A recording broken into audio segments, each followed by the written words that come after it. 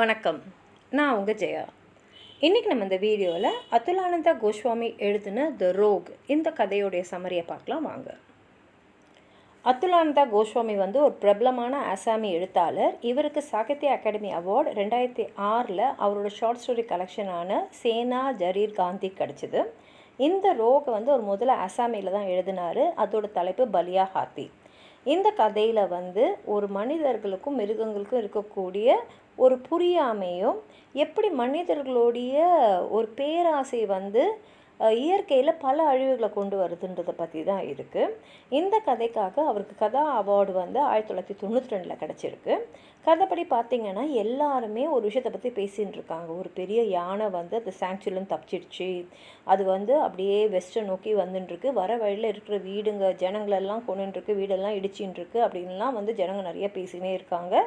அப்போ வெஸ்ட்வர்டாக வருதுன்னா நம்ம ஊர் கூட வரலாம் அப்படின்ற மாதிரி பயந்துட்டுருக்காங்க.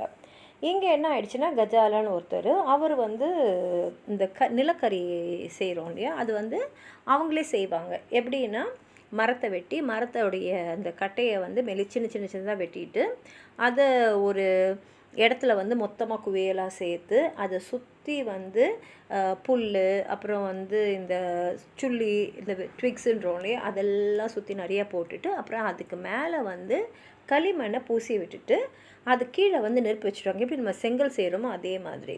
இந்த அனலில் உள்ளே இருக்கிற நம்ம கட்டி வச்ச கட்டிங்கெல்லாம் அந்த கட்டைங்கெல்லாம் அப்படியே நிலக்கரி மாதிரியே கரியாயிடும். அதுக்கப்புறம் அதை எடுத்து அவர் விற்றுப்பார். இதுதான் அவருக்கு அவருடைய பொழைப்பு.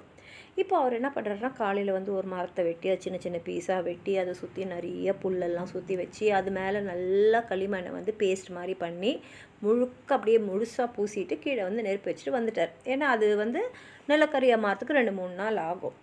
ஆனால் வரும்போது அவருக்குள்ளே ஒரு எண்ணம் வருது. அந்த பூசணும் இல்லையா, அதில் ஒரு சின்ன கீறல் இருந்தால் கூட, ஒரு வெடிப்பு இருந்தால் கூட உள்ளே இருக்கிற அந்த கட்டை நெருப்பத்திக்கும். நெருப்பத்திக்கிச்சுன்னா அப்போ மொத்த கட்டையும் ஆஷ் ஆகிடும், அதாவது சாம்பல் ஆகிடும். அவருக்கு வேண்டிய நிலக்கரி கிடைக்காது, கறி கிடைக்காது.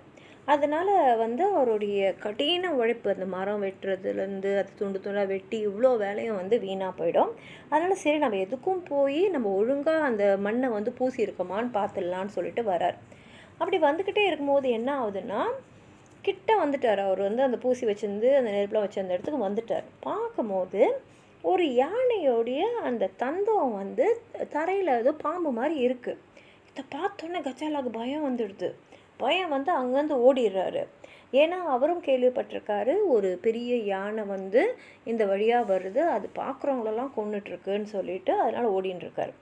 ஆனால் ஓடும்போது தான் அவருக்கு ஒன்று தோணுது. யானை பெரிய யானையோ சின்ன யானையோ நிச்சயமாக நிலத்துக்கு மேலே இருந்ததுன்னா தரையில் எப்படி அதோடைய தந்தம் இருக்கும்?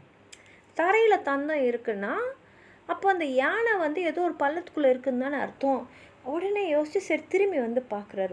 பார்த்தா அந்த யானை ஒரு குழி தோண்டி இருக்காங்க. அது நல்லா ஒரு சின்ன குழி. அந்த யானை அப்படியே கரெக்டாக அது உள்ளே விழுந்துட்டுருக்கு.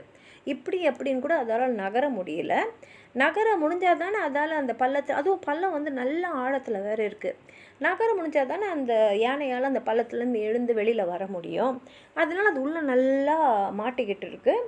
அதுக்கு தெரியல. ஏன்னா அந்த பள்ளத்தை தோண்டிட்டு அதுக்கு மேலே அவங்க மற்ற புல் அது இதெல்லாம் தூவி போட்டுருந்ததுனால யானை அந்த கால் வச்சோன்னே அந்த பள்ளத்துள்ளே விழுந்துட்டுருக்கு. இப்போ அந்த யானை என்ன பண்ணுதுன்னா, அது துதிக்கையால் கஜா கையில் உதவி கேட்குது. கஜாவுக்கு நல்லா புரிஞ்சிடுது இந்த யானை தானே வர முடியாது, என்னவோ தோணுது இந்த யானைக்கு நம்ம உதவணும்னு.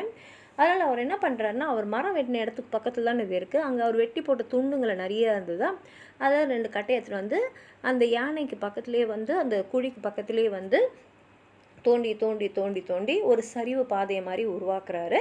ஏன்னா இப்போ யானை அந்த பாதை வழியாக அப்படியே அந்த சரிவில் ஏறி வெளியில் வந்துடலாம். யானையும் வெளியில் வந்துடுது. அதை அவர் நன்றியோடு பார்க்குது. அப்போ தான் கஜாலா பார்க்குறாரு, அந்த யானையோடைய வலது காலில் ஒரு ஆழமான காயம் இருக்குது. அந்த காயம் ரணமாகி அதுலேருந்து ஷீவே வந்துட்டுருக்கு.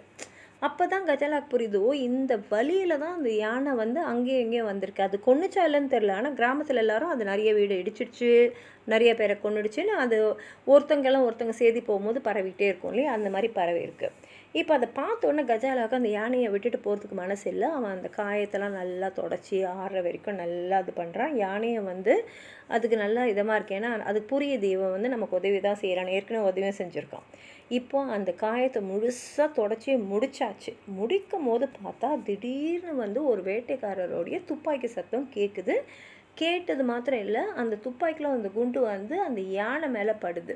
அந்த சத்தத்துலேயும் அந்த குண்டு பட்டதுலேயும் அந்த யானை வந்து அப்படின்னு திரும்பும்போது, அந்த யானை பெரிய யானை இல்லையா, அதோட தந்தம் என்ன ஆகிடுதுன்னா கஜாலா தூக்கி அடிச்சிடுது. கஜாலா வந்து அப்படியே பறந்து போய் அங்கே வந்து ஒரு ஓடைக்கு பக்கத்தில் தான் கஜாலா வந்து யானையை வச்சு அந்த யானையோடைய அந்த காயத்தெல்லாம் வந்து கழுவியிருப்பார்.